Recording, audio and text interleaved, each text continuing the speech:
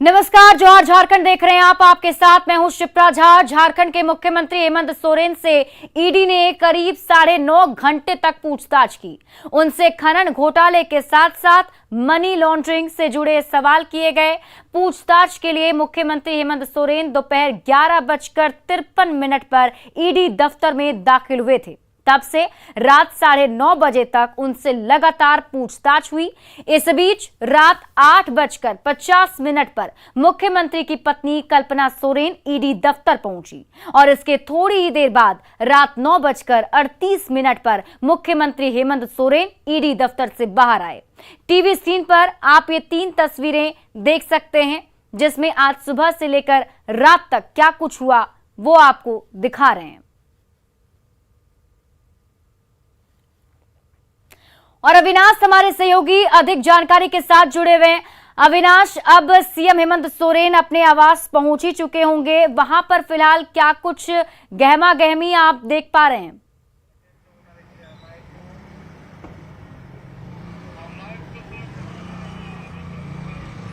अविनाश, आप तक आवाज पहुंच पा रही है? तो हमारे सहयोगी अविनाश से वापस जुड़ने की कोशिश करेंगे, क्योंकि देखिए अभी सीएम हेमंत सोरेन जब ईडी दफ्तर से बाहर निकले तो वो अपने आवास गए और जानकारी ये मिल रही है कि उनके आवास पर पहले से गठबंधन के नेता भी मौजूद हैं। और मुख्यमंत्री हेमंत सोरेन रात 9:38 पर ईडी दफ्तर से बाहर आए। दोपहर 11:53 पर पूछताछ के लिए ईडी दफ्तर गए थे और इस दौरान उनसे करीब 9.5 घंटे तक लगातार पूछताछ हुई। उनके विधायक प्रतिनिधि पंकज मिश्रा से जुड़े सवाल किए गए। खनन घोटाले पर सवाल दागे गए। कहा जा रहा है कि ईडी के पास 200 सवालों की फहरिस्त है। इससे जुड़े सवाल जवाब आज उनसे किए गए, जिसमें करीब 9.5 घंटे का वक्त लग गया जब उनसे पूछताछ हुई। और उसके बाद ये जो तस्वीर आप देख रहे हैं टीवी स्क्रीन पर, ये उस वक्त की तस्वीर है जब ईडी दफ्तर से बाहर निकल रहे थे हेमंत सोरेन। उनको रिसीव करने के लिए उनकी पत्नी कल्पना सोरेन वहां पहुंची थी। और क्या पाया है, हम लोग इतना जानते हैं कि कहीं कोई चिंता की बात नहीं, ऑल इज वेल। आपने मुख्यमंत्री जी से मुलाकात की, क्या बोले? बोलना क्या है, हम लोग सब समझते हैं ना कि क्या चल रहा है। वो सारी बातों को देखते हुए अभी देखते जाइए आगे आगे होता है। कल कितने बजे आना है? नहीं, ऐसा कुछ आना नहीं है। हाँ, चूंकि सब लोग आए हुए हैं तो उनसे एक बार लास्टली अंतिम तो प्रणाम करना होगा। जनता है, जनार्दन है और उसी की बदौलत हम सत्ता में हैं। वो सब लोग चिंतित हैं।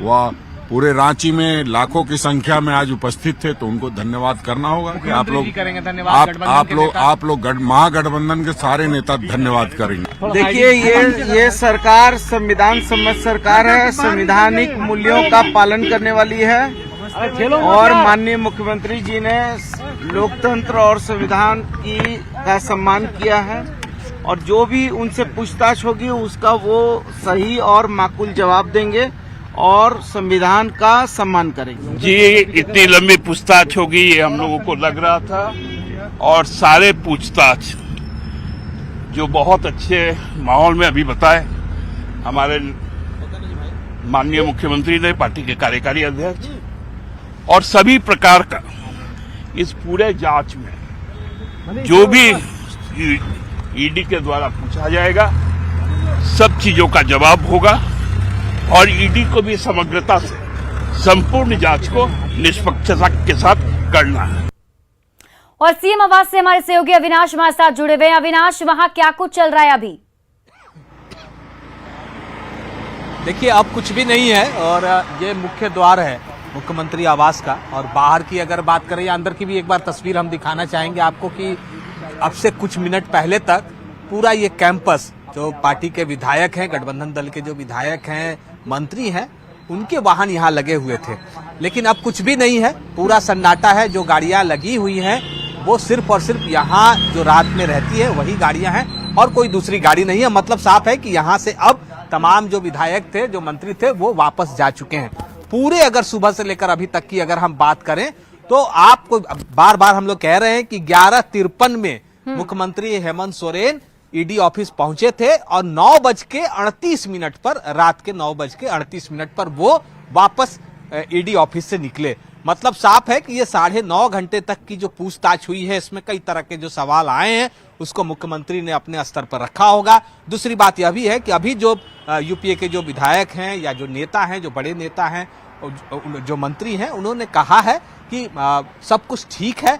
और जब मुख्यमंत्री उनसे मिलने के लिए जब अंदर पहुंचे थे, क्योंकि सुबह से ही जितनी देर तक पूछताछ हुई मुख्यमंत्री से ईडी दफ्तर में, उतने देर तक जो गठबंधन दल के विधायक हैं और जो मंत्री हैं वो इसी आवास में, मुख्यमंत्री के आवास में डटे हुए थे। इसलिए जब मुख्यमंत्री कल्पना सोरेन के साथ पहुंचे तो सबसे पहले वो उनसे मिलने के लिए आए, उनका धन्यवाद देने के लिए आए और उन्होंने कहा कि घबराने की बात नहीं है, सब ठीक है। ये मुख्यमंत्री हेमंत सोरेन ने अंदर विधायकों से और अपने मंत्रियों से कहा है। और यह भी बात सामने आ रही है कि कल 12 बजे के करीब फिर से एक बार जो कार्यकर्ता इस वक्त जेएमएम के कार्यकर्ता रांची में हैं, उनको मुख्यमंत्री हेमंत सोरेन और गठबंधन के जो नेता हैं वो संबोधित कर सकते हैं। क्योंकि 2 दिनों से लगातार अगर हम कहें राज्य के अलग अलग जिलों से कार्यकर्ता यहां पहुंच रहे थे। जैसे जैसे जानकारी मिली कि मुख्यमंत्री हेमंत सोरेन ईडी दफ्तर जाएंगे, उन्हें समन दिया गया है, उनसे पूछताछ होगी, तो जो समर्थक थे वो यहां पहुंचे थे। इसलिए बिल्कुल वही मैं पूछना चाह रही थी आपसे अविनाश की कल क्या कुछ होने वाला है, कल क्या कुछ देखने को मिलेगा और सीएम हेमंत सोरेन और खासतौर पर जो गठबंधन के नेता हैं वो किस तरीके से अब आगे बढ़ते हुए दिखाई देंगे? देखिए, आज उन्होंने बहुत कुछ बोलने से इनकार किया है और अगर आप उनके लगातार जो वो बयान दे रहे हैं उस पर अगर आप गौर करें तो स्पष्ट तौर पर है कि जहां से लड़ाई शुरू हुई थी वो लड़ाई अभी खत्म नहीं हुई है और वो कह रहे हैं कि हम हर परिस्थिति के लिए तैयार हैं। हाँ, ये बात जरूर है कि उनके तरफ से ये बातें कही गई हैं कि एक बेहतर माहौल में मुख्यमंत्री से पूछताछ हुई है और ईडी के जितने भी सवाल आगे भी होंगे वो उनको बताए जाएंगे। चलिए, तब इंतजार अब कल का होगा। कल क्या कुछ खास होने वाला है उस पर भी हमारी नजर होगी, क्योंकि जो जानकारी मिल रही है उसके मुताबिक बताया जा रहा है कि जो जेएमएम के कार्यकर्ता पहुंचे हुए हैं उन्हें कल सीएम हेमंत सोरेन और गठबंधन के नेता संबोधित करने वाले हैं। बहुत बहुत शुक्रिया तमाम जानकारी के लिए अविनाश। बढ़ते हैं आगे। रांची के ईडी दफ्तर में सीएम पर सवाल दागे जाते रहे तो सीएम आवास के बाहर जुटे जेएमएम कार्यकर्ता बीजेपी और ईडी के खिलाफ आग उगलते रहे। दिन भर गहमा गहमी होती रही।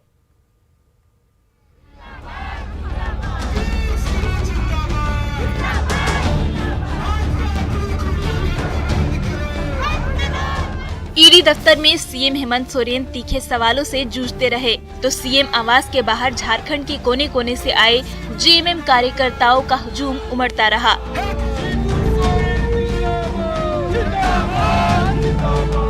सुबह से दोपहर और दोपहर से शाम और रात होती रही, पर सीएम आवास के बाहर डटे जेएमएम कार्यकर्ता टस से मस नहीं हुए। मिनट दर मिनट भीड़ बढ़ती रही और ईडी के साथ साथ बीजेपी के खिलाफ जोर शोर से नारेबाजी होती रही। जिससे भी सवाल पूछिए एक ही जवाब, पूरा झारखंड मुख्यमंत्री हेमंत सोरेन के साथ खड़ा है। पूछताछ के दौरान सारे समर्थक यहाँ पर हैं, हजारों की भीड़ में जुटे हैं और उनका कहना है कि वो मुख्यमंत्री को समर्थन देंगे। हमारे नेता हेमंत जी को ईडी ने गलत चार्ज लगाकर अपने यहाँ बुलाकर परेशान किया जा रहा है। हमारी झारखंड की कोई भी काम हो रहा है उसको सुचारू रूप से नहीं चलने दिया जा रहा है। दोपहर होते ही मुराबादी के बैंकेट हॉल में जेएमएम कार्यकर्ताओं की दावत शुरू हो गई,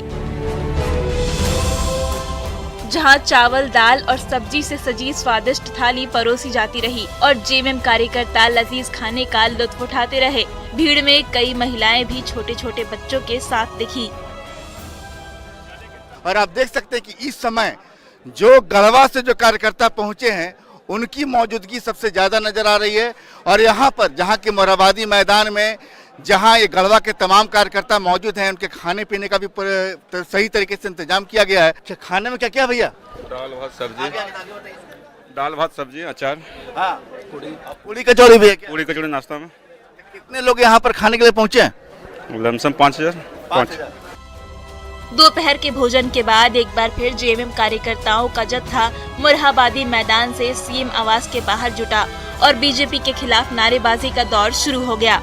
हम लोग प्रत्येक झारखंड के प्रत्येक जिला से हम लोग आए हैं और जब तक हम लोग डटे रहेंगे, जब तक उनको न्याय नहीं मिलेगा और जब तक उनका सवाल रहेगा, तब तक भीड़ यहाँ जनता की जो सुबह से दोपहर और दोपहर से शाम तक सीएम आवास के बाहर जोर शोर से नारेबाजी होती रही।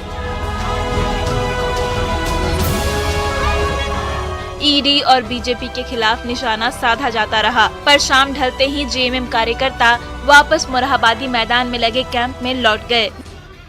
मुख्यमंत्री आवास से कार्यकर्ताओं के लौटने का सिलसिला शुरू हो चुका है। शाम का वक्त हो चुका और आप देख रहे हैं कि मुख्यमंत्री आवास के बाहर जो कार्यकर्ताओं का जुटान था, मुख्यमंत्री से मिलने की जो लालसा थी, अब वो लालसा जो है कल तक के लिए टल गई है। तमाम कार्यकर्ता अब जो है वापस लौट रहे हैं। ये मोरहाबादी स्टेडियम में वहाँ व्यवस्था है सोने की, रहने के भी, और जब तक उसको नहीं किया जाता है तब तक हम लोग यहाँ डटे रहेंगे।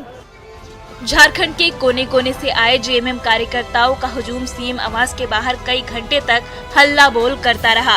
उनकी रात मोरहाबादी मैदान के स्टेडियम में कटेगी और एक बार फिर शुक्रवार को महाजुटान शुरू हो जाएगा। रूपाली त्रिपाठी के साथ संजय सिन्हा की रिपोर्ट, न्यूज़ 18 रांची।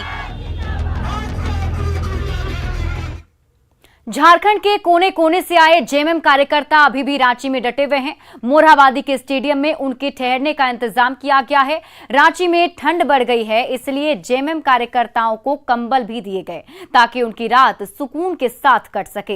ये कार्यकर्ता सुबह 11 बजे ही कांके रोड के सीएम आवास के बाहर पहुंच गए थे, जहां उन्होंने दिन भर धरना दिया और बीजेपी के खिलाफ जमकर नारेबाजी की। शाम होते ही उन्हें मोरहाबादी मैदान ले जाया गया। कल सुबह एक बार फिर से कार्यकर्ता सीएम आवास के बाहर महाजुटान करेंगे।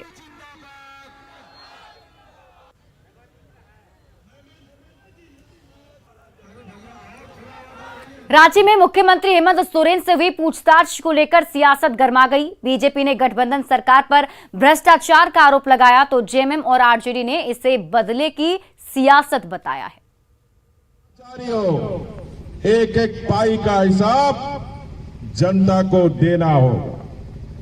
जो पत्थर बालू कोयले का रेवेन्यू राज्य के खाते में आनी चाहिए, ताकि झारखंड की जो अमीर राज्य की गोद में जो गरीबी पलती है, उस गरीबी को समाप्त करने के लिए।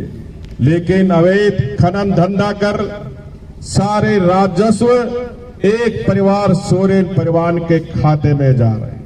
अभी आप देख ले रहे हैं हेमंत सोरेन जी के साथ क्या हो रहा है, और सब लोग तो जान ही रहे हैं।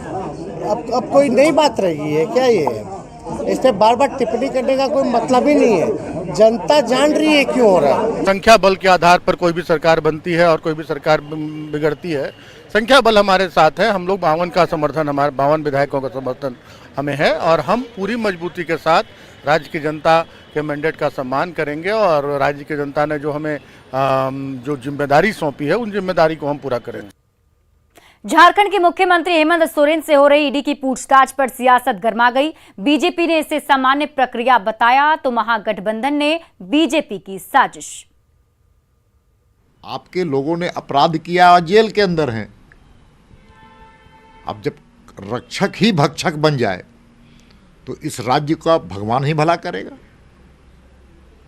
इसलिए कानून को अपना काम करने देना चाहिए। महाजुटान कर रहे हैं, मीटिंग पर मीटिंग कर रहे हैं, अलग अलग दलों की अलग मीटिंग हो रही है, तो इस वक्त जनता के बीच क्या जाना चाहती है? तो मीडिया के अंदर आप अपने आप को साबित करने की कोशिश कर रहे हैं कि भाई जनता आपके साथ है। स्वाभाविक रूप से आपको जनादेश दिया है, जब दिया था तब था। आज जनता आपके साथ नहीं है, जनता आपके विरोध में है। लेकिन भारतीय जनता पार्टी की जो मनसा है कि भाई सरकार को अपदस्थ करना, अस्थिर करना, कहीं उस चाल में से यह चाल भी करा है, तो ऐसे में से माननीय मुख्यमंत्री को अधिकृत किया गया है। मॉब का एक अपना साइकी होता है। ये सरकार हमारी है तो हमें कानून व्यवस्था को भी रखना है और जो अत्याचार हो रहा है उसके खिलाफ लड़ना भी है। झारखंड के पूर्व मुख्यमंत्री रघुवर दास ने साल 2024 में प्रदेश में बीजेपी की सरकार बनने का दावा किया। मेदिनीनगर के सर्किट हाउस में मीडिया से बातचीत करते हुए उन्होंने कहा कि गठबंधन सरकार के 3 साल के कार्यकाल में आम जनता लूट खसोट से परेशान है। अब जब चुनाव होगा तो जनता जेएमएम को नकारेगी और बीजेपी की सरकार बनाएगी। 2019 में आपने झूठ परेड के नाम पर जनादेश जनता ने जरूर आपको, लेकिन 3 वर्ष के क्रियाकलाप से जनता आज आक्रोश में है और जब भी चुनाव हो झारखंड मुक्ति मोर्चा कांग्रेस की सरकार जा रही है और बीजेपी की सरकार आ रही है। हजारीबाग के कोर्रा चौक पर हिंदू प्रचारक संघ ने लव जिहाद के खिलाफ जोरदार प्रदर्शन किया। साथ ही दिल्ली के श्रद्धा हत्याकांड के हत्यारे को 1 सप्ताह के अंदर फांसी की सजा देने की मांग की। हिंदू कार्यकर्ताओं ने कहा कि देश भर में लव जिहाद के केस बढ़ते जा रहे हैं, पर कभी भी समय पर कार्रवाई नहीं की जाती। ऐसे लव जिहाद के नाम पे भटके अधर्मियों को यदि फांसी की सजा विगत 1 हफ्ते में मिलना शुरू हो जाए, मैं पूरे निश्चित तौर से आप लोगों को बताना चाहता हूं कि इस तरह का हत्याएं बंद हो जाएगा। इस तरह के जिहाद के नाम पे जो आतंक हो रहा है, जो अत्याचार हो रहा है, वो बिल्कुल बंद हो जाएगा। क्या ये तो फांसी की सजा होना चाहिए, बहुत गलत काम किया है। ऐसा लोगों को फांसी की सजा मिलना ताकि कानून सही हो तो आदमी को डर पैदा होगा कि भाई दोबारा ऐसा काम ना हो, आदमी दोबारा कर सकता है। बोकारो के सेक्टर 6 थाना क्षेत्र में वेदांता केयरफील्ड हॉस्पिटल से चोरों ने कॉपर पाइपलाइन चोरी कर ली, जिससे अस्पताल में गैस की आपूर्ति ठप हो गई। सिक्योरिटी में तैनात होमगार्ड के जवान विजय चौधरी को बस से पहले चोरी का पता चला और अस्पताल प्रबंधन की गुहार पर बोकारो पुलिस पाइप चोरों की तलाश कर रही है। सर ये ऑक्सीजन प्लांट से लेकर जो कॉपर वाला जितना था वहाँ से पूरा साइड पर नीचे 4 गो रूम है और ऊपर में 1 रूम है और उसके बाद पूरा बरामदा जितना भी है वो टोटल कॉपर काट लिया गया। मेरा ड्यूटी ए शिफ्ट में था 6 बजे से 2 बजे तक। जब हम कल सवेरे आए तब देखे खिड़की पीछे से टूटा हुआ है, तो हम साहब को फोन किए, अपना कंट्रोल रूम में फोन किए, प्रेम शंकर सर को फोन किए, सब आदमी आए, थाना सूचित किए। धनबाद में बगान धौड़ा के MCL में कुछ दिन पहले एक युवक का शव मिलने से दहशत फैल गई थी। पुलिस ने इस हत्याकांड का खुलासा करते हुए आरोपी भाई को गिरफ्तार कर लिया है। जानकारी के मुताबिक मृतक के छोटे भाई ने ही उसकी हत्या करके सबूत मिटाने के लिए शव को जलाने की कोशिश की। पुलिस ने बताया कि परिवार का इतिहास पहले भी ऐसा ही रहा है।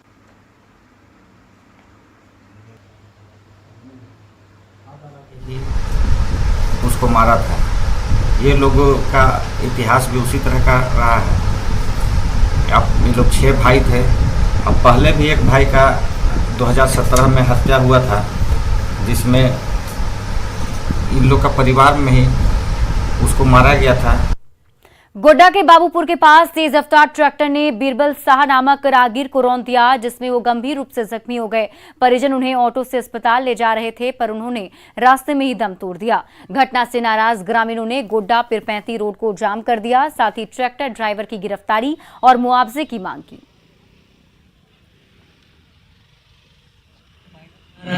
रिलेशन के यहाँ हाँ इस बीच में पीछे से गाड़ी जा रहा था, इधर से ठोक दिया। तो जाम किस चीज को लेकर के किया? वही कुछ मुआवजा मिलना चाहिए। ट्रैक्टर चालक मार करके वो वहाँ से फरार हो गया। ये लोग आनंद फानंद में एम्बुलेंस को फोन किया, एम्बुलेंस आने में विलम्ब हुआ, जो टेम्पू पर लोड करके सोचा हॉस्पिटल ले जाएंगे, तब देहांत हो गया, जो कि अपना घर आवास महादेव वसन ले आए। साहिबगंज में न्यूज 18 की खबर का फिर बड़ा असर हुआ है। न्यूज 18 की खबर पर प्रशासन की नींद टूटी और रिसोड़ा में चल रहे चेकनाका को बरारी में शिफ्ट कर दिया गया। दरअसल न्यूज 18 ने खबर दिखाई थी कि रिसोड़ा के चेकनाका में बिना माइनिंग चालान के ही ओवरलोडेड गाड़ियों को पास किया जा रहा था। बदले में गाड़ियों से अवैध वसूली हो रही थी। जैसे ही खबर चली, प्रशासन ने तुरंत कार्रवाई की और चेकनाका को बदल दिया। यहाँ से शिफ्ट करके बरारी जा रहा है और आगे का जो भी किसी भी तरह का वाहन का चेकिंग होगा वो बरारी में ही किया जाएगा, जिससे कि किसी भी तरह का अवैध माइनिंग जैसे होता था, अवैध चालान से चलना, गलत तरीके से गाड़ी को पार करना, ये सब वहाँ बंद हो जाएंगे। रामगढ़ के भुरकुंडा में उत्पाद विभाग ने बड़ी कार्रवाई की और थोक दवा दुकान में छापेमारी कर विदेशी ब्रांड की मिलावटी शराब बरामद की। इस दौरान 2 सेल्समैन और एक दुकानदार को हिरासत में लिया गया। इस कार्रवाई से अवैध शराब कारोबारियों में हड़कंप मचा हुआ है।